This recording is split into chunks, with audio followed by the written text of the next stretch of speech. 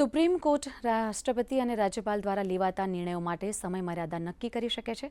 આ મોટા બંધારણીય મુદ્દાઓ પર રાષ્ટ્રપતિએ કરેલા પ્રેસિડેન્શિયલ રેફરન્સ પર આજે સુપ્રીમ કોર્ટ સુનાવણી હાથ ધરવામાં આવી હતી। વધુ સુનાવણી ઓગસ્ટમાં હાથ ધરાશે। બંધારણીય પીઠ 14 પ્રશ્નો અંગે વિચારણા કરી રહી છે। આ વર્ષે એપ્રિલમાં તમિલનાડુના 10 વિધાયક રાજ્યપાલ અને રાષ્ટ્રપતિ સમક્ષ પડતર હોવાના કેસમાં સુપ્રીમ કોર્ટની 2 જજોની બેન્ચે એક ચુકાદો આપ્યો હતો। કોર્ટે તમામ વિધેયક પસાર કરાવી દીધા હતા।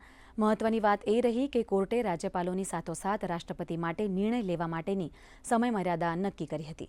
કોર્ટે કહ્યું હતું કે રાજ્ય વિધાનસભા દ્વારા પસાર થયેલા વિધેયકને રાજ્યપાલ વધુ વિચારણા માટે રાષ્ટ્રપતિને મોકલે તે પછી 3 મહિનાની અંદર રાષ્ટ્રપતિ તે વિધેયક પર નિર્ણય લે।